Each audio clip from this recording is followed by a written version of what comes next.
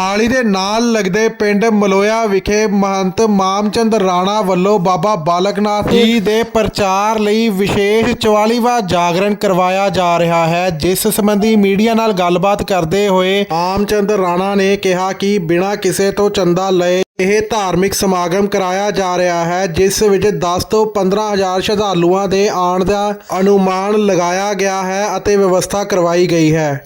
यह 44वां भंडारा है और इस भंडारे में ऐसा एक भगवान की कृपा है बाबा जी की कि हम कभी किसी के पास जाकर हाथ से मांगते नहीं, जाकर मुँह से कि ये भंडारे में हमको ये दो ये दो। 44वां भंडारा है, आज तक किसी से मांगा नहीं। ये बाबा जी की कृपा से, शिव की कृपा से अपने आप ही चलता है।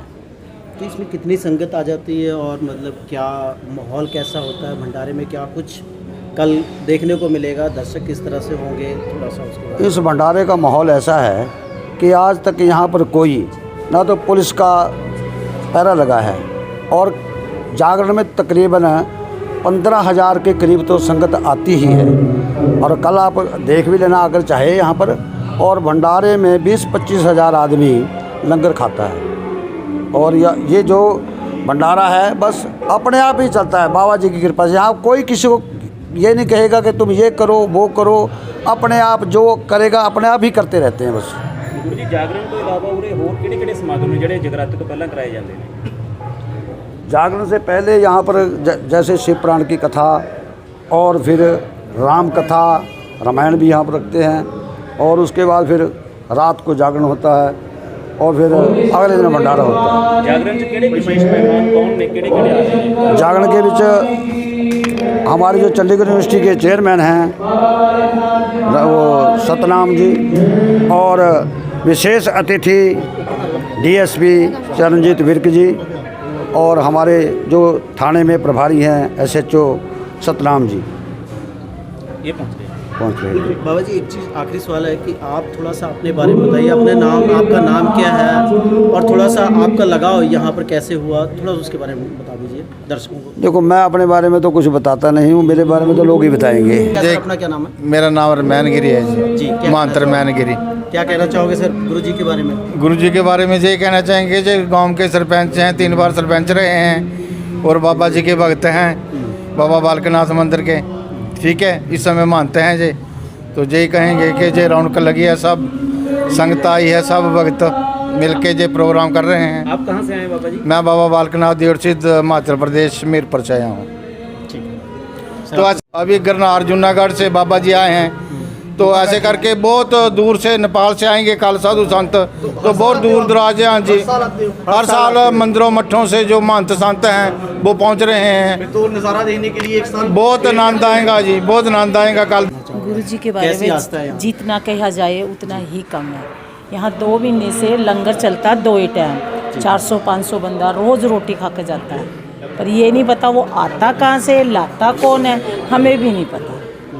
बाकी आई साल 6-7 बसें लेके जाते हैं बाबा बालकनाथ, सबको यात्रा कराते हैं, पूरी 8 दिन का टूर होता है। नहीं, कोई चंदा कोई पर्ची नहीं, हम लोगों को नहीं पता कहाँ से आता कहाँ से जाता। सुबह भी 250-300 बंदा रोटी खाता, शाम को 1000 बंदा रोटी। आप कितने समय से जुड़े हुए इस मंदिर? 40 साल से।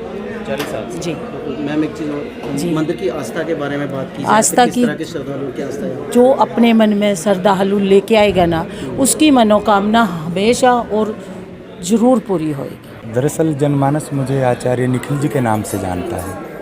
मैं शाकुम्भरी धाम से हूँ, वहाँ पर अपना एक छोटा सा आश्रम है और वर्तमान में भी हम शिव नाम का प्रचार प्रसार करने के लिए समाज में निकले हैं। आदरणीय मामचंद जी, उन्होंने लगभग मैं समझता हूँ 20-25 मंदिरों का पुनरुद्धार किया है। वहाँ पर मूर्ति स्थापित की, जो मंदिर जीर्ण शीर्ण थे उनको दोबारा से स्थापित किया है। उसी क्रम में जगह जगह हम कथाएँ करके, और दुर्भाग्य से हुआ क्या, यहाँ पर वैष्णव धर्म का प्रचार हुआ। अच्छी बात है, होना चाहिए, लेकिन हमने शिव तत्वों पर, शिव की कथाओं पर, शिव के बारे में हम विस्तृत रूप से समाज को बता नहीं पाए। तो उसी मिशन को लेकर के हमारे आदरणीय गुरुजी मामचंद जी निकले हैं और उसी का मैं हिस्सा हूँ। जन जन में शिव का हमने शिव को रहस्यमय मान लिया है, शिव रहस्यमय है, लेकिन शिव का एक मानवीय पक्ष भी है जो समाज को संदेश देता है, समाज को कैसे व्यवस्थित रहना है, किस प्रकार से परिवार संयोजन हो, किस प्रकार से व्यक्ति अपने दुर्गुणों को त्याग करके परमार्थ के काम में लग सके। ये शिव कथा का उद्देश्य है, उस पर हम लगे हुए हैं। इसका क्या कारण मानते हो कि क्यों सनातन धर्म में इस चीज़ की कमी रहेगी? शिव कथा कम हुआ, श्रीमद् भागवत कथा बहुत ज़्यादा होने लगी, जो कथावाचक थे उन्होंने भी इसका ज़्यादा प्रचार प्रसार किया। बहुत अच्छा प्रश्न है आपका। दरअसल हुआ क्या है, शिव के अधिकांशतः मानने वाले सन्यासी लोग रहे हैं और वैष्णव धर्म का जो भागवत का प्रचार प्रसार है वो आम जनमानस के भीतर रहा है। शिव को मानने वाला जैसे सन्यास के ही देव हों शिव, ऐसी कुछ मान्यता रही है। तो शिव के मानने वाले लोग या तो आश्रमों तक सीमित रह गए, या फिर गुफाओं में चले गए, या फिर पहाड़ों पर चले गए।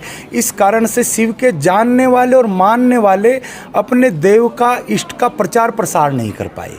ये कारण विशेषता रहा है। आचार्य जी, लेकिन कभी भी कोई भगवान के किसी के ऊपर विपदा आती है तो महामृत्युंजय का वार शिव जी के साथ होता है, तब शिव जी याद करते हुए वैसे प्रचार में क्यों नहीं है? हाँ, वो उसका कारण है उनके प्रचारक जो है, जो प्रचारक जिनके ऊपर जिम्मेदारी थी, ये संत लोग थे, जो उनके मानने वाले लोग थे, वो या तो साधनारत रहे हैं या फिर पहाड़ों पर पहुंच गए। उसका कारण है कि वो समाज में नहीं निकल कर के आए। और वैष्णव धर्म का ये रहा है कि उनके जो मानने वाले हैं, जो ब्राह्मण वर्ग रहा है अधिकांश, तो वो समाज से जुड़ा रहा है। शिव के मानने वाले समाज से कटे रहे हैं, उनका मार्ग ये साधना का मार्ग रहा है। ये कथा कितनी देर की होती है, कितने दिन लगते हैं? वैसे तो लगभग ये नवाहन प्रायण बोलते हैं, इसके 9 दिन की होती है और समय के अनुसार उससे ज़्यादा कम भी किया जा सकता है।